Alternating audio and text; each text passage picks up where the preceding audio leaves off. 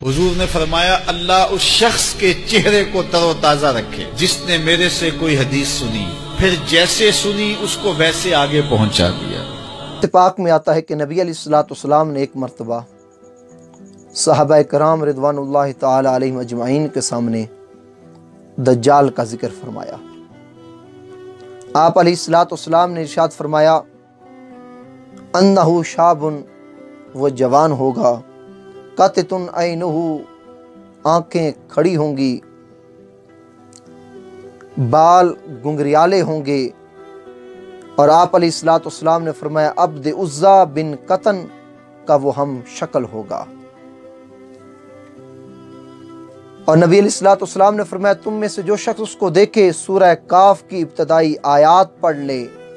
फिर आपने फरमाया, शाम और इराक के दरमियान से निकलेगा ये दज्जाल, दाएं बाएं फिसाद फैलाएगा। आय अल्लाह के बंदो, साबित कदम रहो। हमने अर्ज की, या रसूलुल्लाह सल्लल्लाहु अलैहि वसल्लम, वो ज़मीन में कितनी मुद्दत ठहरेगा दज्जाल? आप सल्लल्लाहु अलैहि वसल्लम ने फरमाया, 40 दिन। एक दिन एक साल की मिसल होगा, एक दिन एक महीने की मिसल होगा, और एक दिन एक हफ्ते की मिसल होगा, और बाकी दिन तुम्हारे आम दिनों के बराबर होंगे।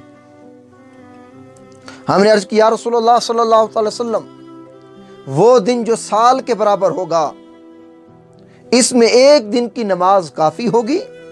तो आप सल्लल्लाहु अलैहि वसल्लम ने फरमाया, नहीं, बल्कि औकात का अंदाजा लगा लेना।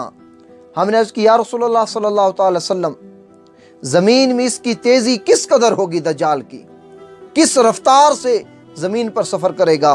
तो नबी अलैहिस्सलाम ने फरमाया, जिस रफ्तार से हवा बादलों को एक शहर से दूसरे शहर ले जाती है, इससे इस तेजी के साथ दज्जाल एक इलाके से दूसरे इलाके की तरफ सफर करेगा। फयातिल कौम फयदऊहुम फयुकज़्ज़िबूनहु वयुरद्दून अलैहि कौलुहु फयंसरिफु अन्हुम फततबअहु अमवालुहुम फयुस्बिहून लैसा बिअयदिहिम शैउन। नबी अलैहिस्सलाम ने फरमाया, वो एक कौम के पास जाएगा दज्जाल, उनको दावत देगा और वो कौम उसकी दावत को रद्द कर देगी।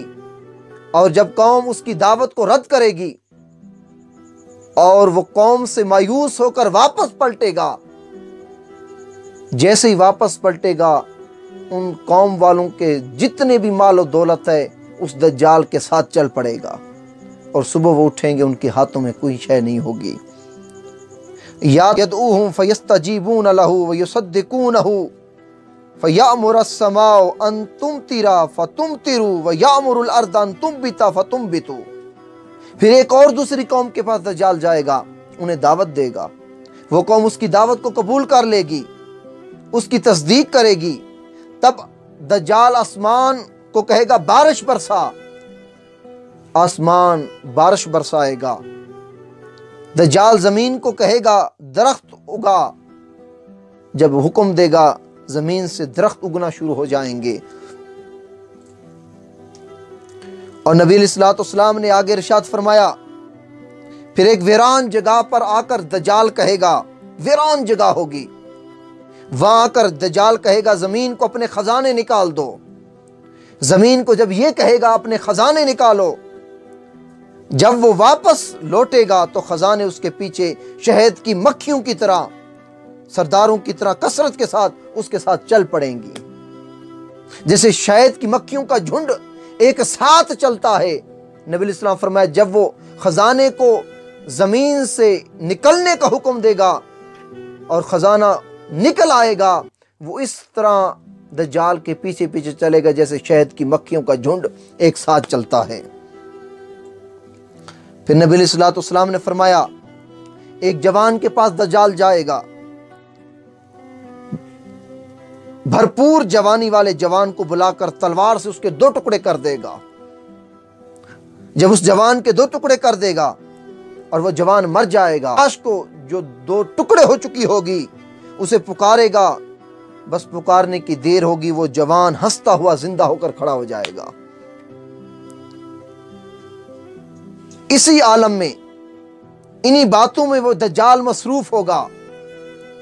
हजरत ईसा बिन मरियम अलैहिमुस्सलाम हल्के जर्द रंग का जोड़ा पहने जामिया मस्जिद दिमिश्क के सफेद मशरकी मीनारे पर इस हालत पर उतरेंगे कि उनके हाथ दो फरिश्तों के बाजों पर रखे होंगे। आपके बालों से पानी के कतरे टपक रहे होंगे, ऐसे लगता होगा जैसे मोती टपक रहे हों, सफेद चांदी की तरह टपक रहे हों। हजरत ईसा अलैहिस्सलाम जब उतरेंगे, आपके सांस की बू आपकी निगाह तक जाएगी। जहां तक हजरत ईसा अलैहिस्सलाम की निगाह काम करेगी, ता हद्दे निगाह आपकी सांस की बू जाएगी, और जहां जहां आपकी सांस की बू जाएगी काफिर मरते चले जाएंगे। हजूर नबी अकरम सल्लल्लाहु अलैहि वसल्लम फरमाया, फिर हजरत ईसा अलैहिस्सलाम दज्जाल की तलाश में निकल पड़ेंगे, दज्जाल को तलाश करेंगे, यहां तक कि बाबे लुद के दरवाजे पर उस दज्जाल को पाएंगे और वहीं उसको कत्ल कर देंगे। और बाबे लुद क्या है? शाम का एक गांव है या पहाड़ है, वहां हजरत ईसा अलैहिस्सलाम दज्जाल को कत्ल कर देंगे। इसी हालत में आप जितना अल्लाह ताला चाहेगा ठहरेंगे। फरमाया, फिर अल्लाह ताला हजरत ईसा अलैहिस्सलाम की तरफ वही करेगा, नबी अलैहिस्सलातु वस्सलाम ने फरमाया, और हुक्म देगा, ए मेरे ईसा, मेरे बंदू को कोहे तूर पर ले जाकर जमा करो, क्योंकि अब मैं ऐसी मखलूक भेजने वाला हूं और ऐसी मखलूक उतारने वाला हूं जिनसे लड़ने की किसी में ताकत नहीं। हज़रत ईसा अलैहिस्सलाम अल्लाह का पैगाम सुनकर सारी कौम को कोहे तूर के गार के अंदर बंद कर देंगे। इतने में अल्लाह याजूज और माजूज को भेजेगा। वो इरशाद खुदाबंदी के मुताबिक हर बुलंदी से दौड़ते आएंगे, हर बुलंदी से दौड़ते आएंगे, जहां से गुजरेंगे समंदर के समंदर पानी का पी जाएंगे, हर चीज को तबाह बर्बाद करते चले जाएंगे, यहां तक कि नबी अलैहिस्सलातु वस्सलाम ने फरमाया वो बैतुल मक़दस के पहाड़ तक पहुंच जाएंगे और कहेंगे हमने जमीन वालों को कत्ल कर लिया, आओ अब आसमान वालों को कत्ल करें। ये याजूज माजूज कहेंगे, और चुनाचा वो आसमान की तरफ तीर फेंकेंगे। अल्लाह के हुक्म से जब वो तीर जमीन की तरफ आएंगे, दोबारा खून से आलूदा होंगे, वो खुश हो जाएंगे कि हमने आसमान वालों को भी कत्ल कर दिया। हजरत ईसा अलैहिस्सलाम गार के अंदर जो है लोगों के साथ बंद होंगे और भूख होगी, लोग तड़प रहे होंगे, और नबी अलैहिस्सलातु वस्सलाम ने फरमाया गाय का सर तुम्हारे आज के 100 दिनारों से ज्यादा अहमियत रखता होगा, लोगों को इतनी भूख होगी उस वक्त।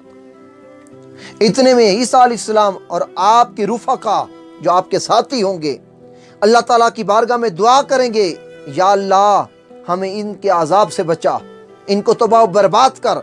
तब अल्लाह ताला याजूज और माजूज की गर्दनों में कीड़ा पैदा करेगा, एक कीड़ा पैदा करेगा अल्लाह ताला, यहां तक कि वो सब यकदम मर जाएंगे। जब ईसा अलैहिस्सलाम अपने साथियों के साथ उस गार से निकलेंगे, उनकी बदबू और खून की वजह से एक बालिश्त भी खाली जमीन पर नहीं होगी, सारी रूए जमीन उनके खून से और बदबू से भरी पड़ी होगी, सारी जमीन भरी पड़ी होगी। फिर आप और आपके साथी दुआ मांगेंगे तो अल्लाह ताला लंबी गर्दन वाले ऊंटों की मिसल परिंदे भेजेगा जो इन्हें उठाकर पहाड़ के गार में पहुंचा देंगे। मुसलमान इनके तीर और इनके जो तीर होंगे याजूज माजूज के 7 साल तक जलाते रहेंगे मुसलमान, 7 साल तक उनके तीर जलाते रहेंगे। फिर अल्लाह ताला बारिश भेजेगा जो हर खेमे हर घर तक पहुंचेगी, तमाम जमीन को धोकर अल्लाह शीशे की तरह साफ और शफाफ कर देगा, बदबू खत्म हो जाएगी, खून खत्म हो जाएगा। फिर जमीन से कहा जाएगा अपने फल बहर निकाल और अपनी बरकतें लुटा। चुनाचा उस दिन एक जमात एक अनार खाएगी।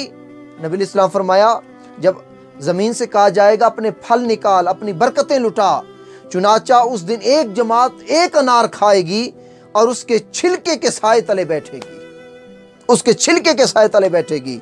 दूध में बरकत दी जाएगी, यहां तक कि एक ऊंटनी का दूध एक जमात को पूरा हो जाएगा, एक कबीला एक गाय के दूध से सैर हो जाएगा और एक बकरी का दूध एक छोटे कबीले के लिए काफी होगा।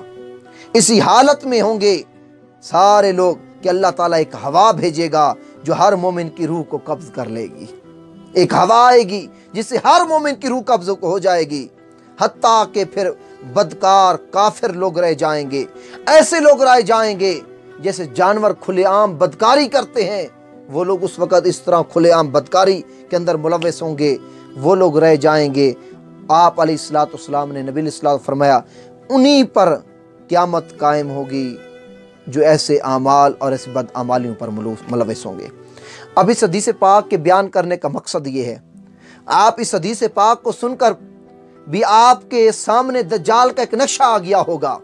कुर्बान जाएं, आज से 1400 साल पहले जो वाक़या कुर्बे क़यामत के करीब वकूअ पज़ीर होने वाला है, नबी अलैहिस्सलाम उस वाक़ये की हकीकत इस तरह खोल खोल कर बयान कर रहे हैं जैसे नबी अलैहिस्सलाम की आंखों से ज़मानों के पर्दे हटा दिए गए। और नबी अलैहिस्सलाम बैठे तो सरजमीन मदीना में थे, लेकिन कुर्बे क़यामत का ज़माना आप अलैहिस्सलाम की निगाहों के सामने अल्लाह ने रख दिया। और उन वाक़ियात को देख देख कर नबी अलैहिस्सलाम अपनी उम्मत को आगाह करते जा रहे थे, दज्जाल ऐसा होगा, इस तरह कार्रवाई करेगा, ईसा अलैहिस्सलाम उतरेंगे, उस दज्जाल को फलां जगह कत्ल करेंगे, याजूज माजूज आएंगे, याजूज माजूज इस तरह कत्ल किए जाएंगे और इस तरह ज़मीन से उनका सफाया किया जाएगा। तो नबी अलैहिस्सलाम ने वो तमाम खबरें हमें बता दी जो कुर्बे क़यामत में वक़ूअ पज़ीर होनी थी। इसी का नाम तो इल्म गैब है। नबी अलैहिस्सलाम आज खुद इल्म गैब नहीं जानते। हमारा यह अकीदा है, आप सल्लल्लाहु अलैहि वसल्लम को अल्लाह ने गैब का इल्म अता फरमाया। अल्लाह की अता से मुस्तफ़ा अलैहिस्सलाम इल्म गैब जानते हैं, जो हो चुका, जो होने वाला है।